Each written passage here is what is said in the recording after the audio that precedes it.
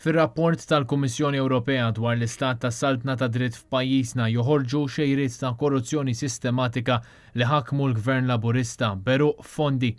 Rapport li jagħti ċertifikat ieħor ta' falliment għas-saltna ta' dritt u l-governanza tajba mill-Gvern ta' Robert Abela u Joseph Muscat.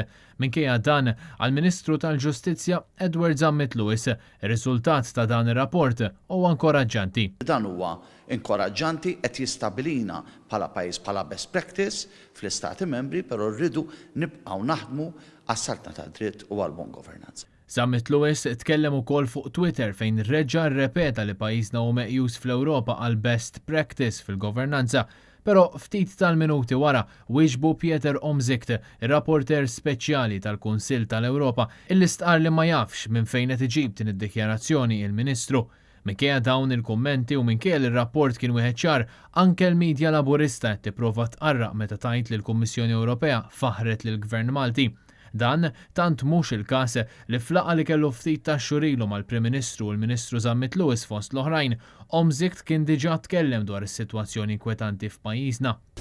Right at this very moment, Malta has a reputation in being active in every sector of the economy which is high risk, whether it be Bitcoins, whether it be gambling, whether it be gaming, whether it be selling passports to people who sometimes have a very dodgy reputation and are being prosecuted in other countries for billions of fraud. There is a serious problem in Malta. Ir-rapport tal-Kummissjoni jitkellem dwar nuqqasijiet enormi fil-mod kif jiġu trattati każijiet ta' korruzzjoni f'livelli għoljin tal-eżekuttiv tal-Gvern fost oħrajn u jgħid li proċeduri f'każi bħal dawn baqgħu fi stadji inizjali u saħansitra jibqa' mhux ċar jekk l-investigazzjonijiet meħtieġa inbdewx jew le minkejja evidenza ġdida li qed toħroġ.